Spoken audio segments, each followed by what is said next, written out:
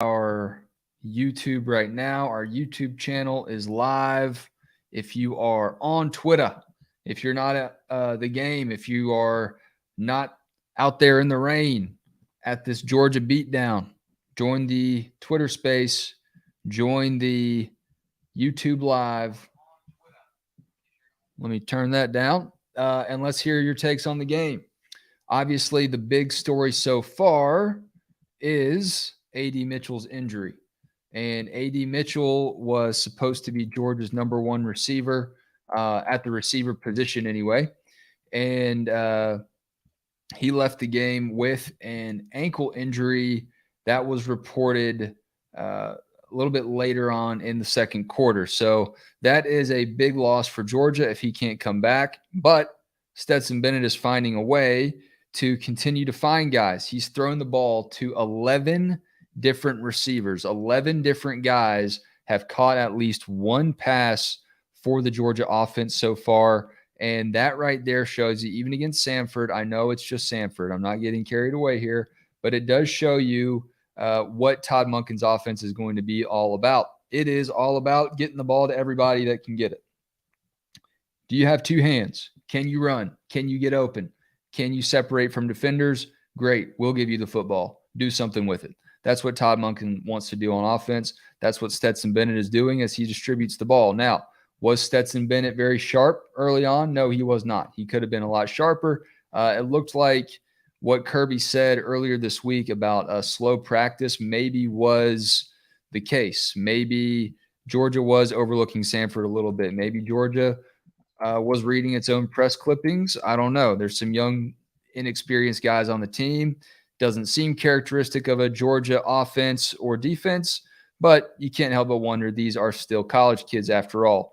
But even though Stetson missed some throws that he would like back, even though Brock Bowers dropped a surprising easy touchdown catch, he doesn't drop a lot of passes. Even though these things happen, Stetson Bennett still found a way to distribute the ball first and foremost, but also get the dogs in the end zone. He took it in himself.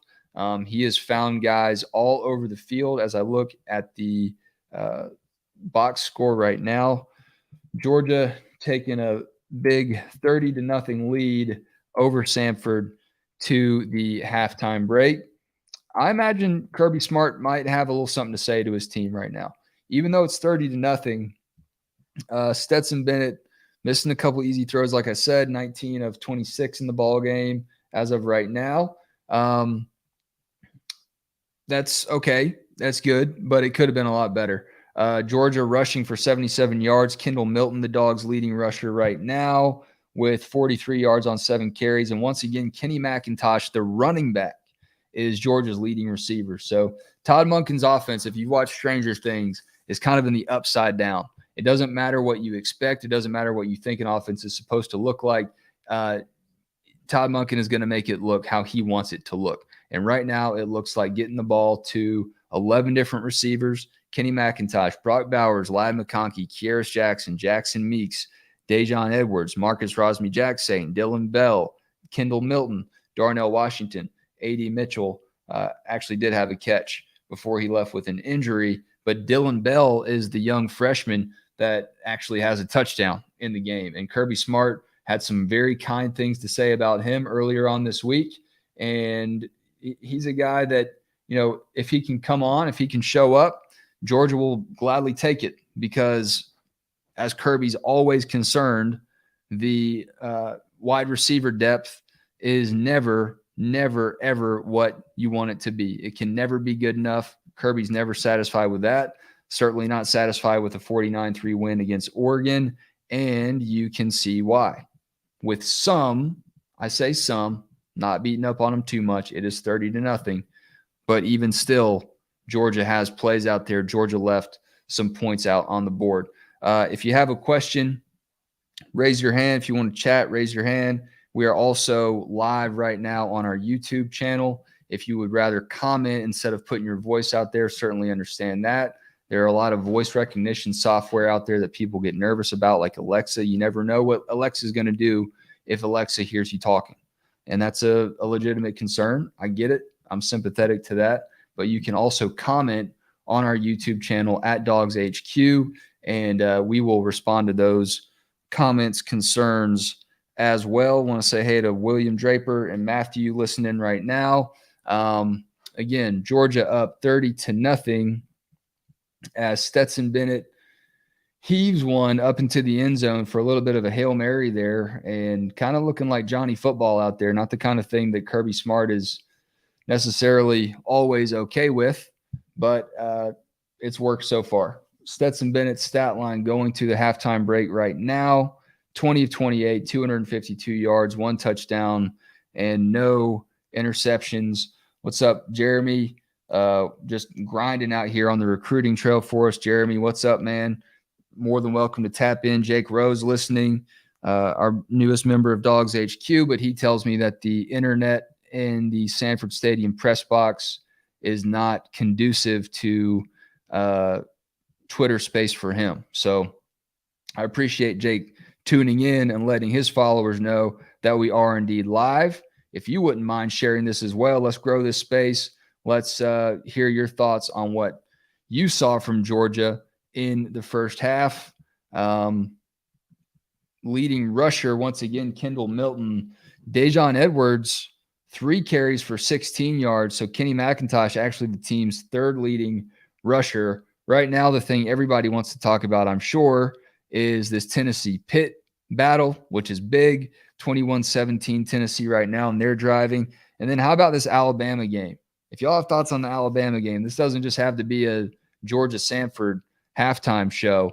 That Alabama game obviously relevant to Georgia football as well as it pertains to Georgia's potential SEC championship matchup later on down the road. Obviously, a long way to go for both teams there.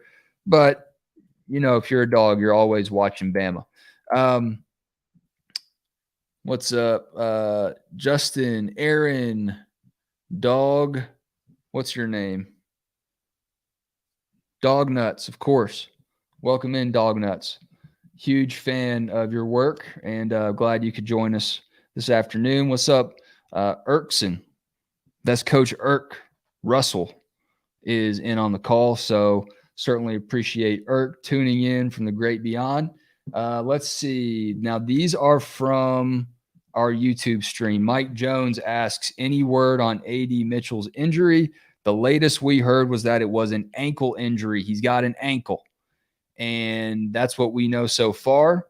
You can follow along with Dogs HQ's live blog during the game for those updates, but that's all we know. He left the game in the first quarter, Georgia's first possession, with a lower extremity injury. If you're an NFL head coach, that's what you'd call it. Thankfully for Georgia, it's an ankle and not a knee. But that's all we know at this point. I'm going to post a quick update on our message board that we're live for halftime, but definitely keep those comments coming in. What else do we have here? Matthew C. is not a fan of the run blocking at all. You know, I'll say with a caveat, Matthew, Georgia's edge blocking, perimeter blocking from the tight end receiver position has been pretty solid from what I've seen. But yeah, I mean, there have been some holes there that could have been a little bit bigger, or maybe Georgia's running backs didn't hit them as quickly as they would have liked. A lot of rushing yardage left out on the field there. Malik Savage kind of echoes that. We still have not been able to run the ball, plus too many drops. And Malik also says at some point we got to be able to run the ball. It's Georgia football, you know. You want to be able to run the ball, no doubt about it. Matthew continues to comment on the offensive line. Pittman and Luke offensive lines could always hang their hat on running the ball. 2 games in a row now we can't run. Yeah, maybe that's something to keep an eye on. You know, maybe that's a concern. Maybe that's something that Georgia needs to tighten up a bit. But I also look at it in the context of what Georgia's offense looks like right now. And I'll read the halftime box again. How many players have rushed in this game? 4. Kendall Milton, Dejon Edwards, Kenny McIntosh, Stetson Bennett. How many players have caught a pass in this game? 11. Kenny McIntosh, wide receiver. Brock Bowers, tight end. Kenny McIntosh, running back. Brock Bowers tight end, Ladd McConkey wide receiver. Georgia's top 3 receivers are all from 3 different positions. So that tells you right there how much they want to distribute the rock and what they want their identity on offense to be about. If they're not running the ball that well, I don't know. Maybe they're not trying to. Now, let's see what happens when Georgia gets in a potential situation where they have to run the ball and they can't. Say the passing game's not working. Say Georgia's getting too much pass rush pressure in a game, and they've got to be able to run the football to control the game. If they can't run it, then it's a concern. I'm not panicking about that one just yet. I do want to continue to hammer home that we have a $1 for 1 year promo at dogshq.com for our premium subscription. That is unheard of. It's crazy, but it's there available for you as Jake Rowe joins our staff and is bringing a whole lot of premium content to our site. And of course, that includes our premium recruiting news as well. As we look at the other games right now, let's see. Jake Roos requesting. Come on in, my man. Jake, I've accepted. I think you just got to turn your mic on. Let's see what's going on, though. Jake, come on in whenever you're ready. Let's see. Says you are invited. Now you're just a listener. Thanks for following Dogs HQ. I just want to give a shout out to all of y'all that already do subscribe to us, already do follow us. Also, what's up, man? Man, Bama's back. Bama is back. I was really proud of that tweet, by the way. Oh gosh, listen, man. That was interesting. I did not see that coming. For this to be the Bama team, as I think we've all heard. We've heard it since January. Yeah. I mean, this was supposed to be the best one, right? And that was pretty shocking. I mean, look, I'm not overlooking Bama. I think Bama's still a great team, but I was quite surprised by that, by how that game played itself out. Yeah, I mean, I told everyone that would listen that I really expected Bama to win by at least whatever the spread was, 20 and a half, 21. Yep. And then for Texas to not have Quinn Ewers out there starting quarterback, if you would have told me beforehand that old cliche, I wouldn't have expected this outcome at all. And yeah, no question. I don't know. I don't know. I mean, is Bama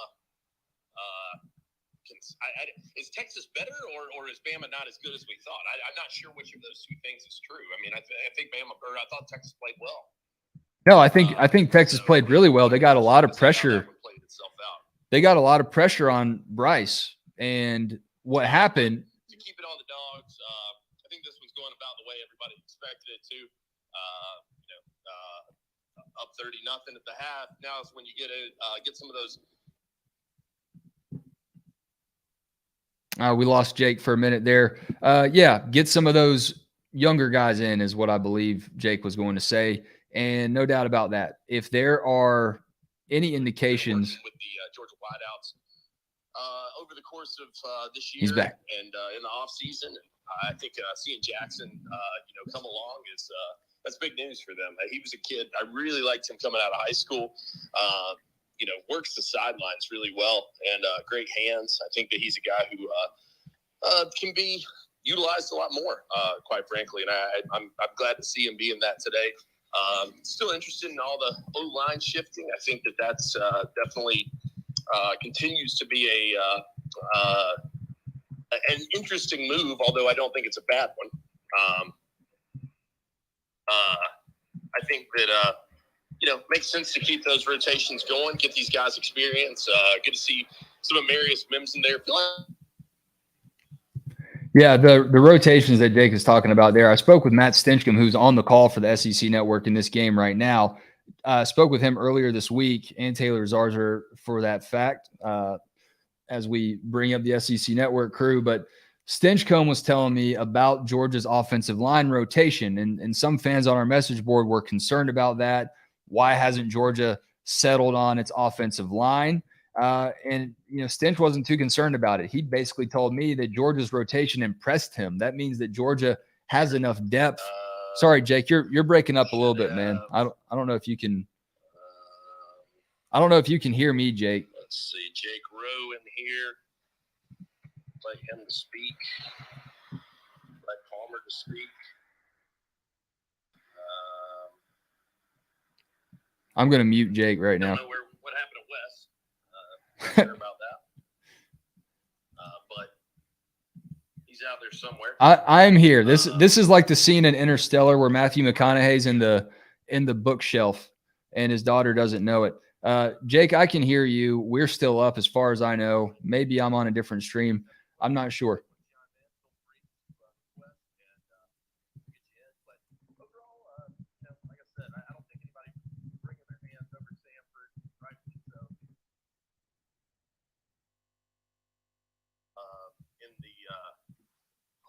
First in the first half, 13 first downs for the Bulldogs. Offense looks to be clicking. I mean, Georgia looks to be who they thought we were. Who we thought they would be. And that's exactly what I think everybody was hoping for. I don't know. I don't know what to take from it.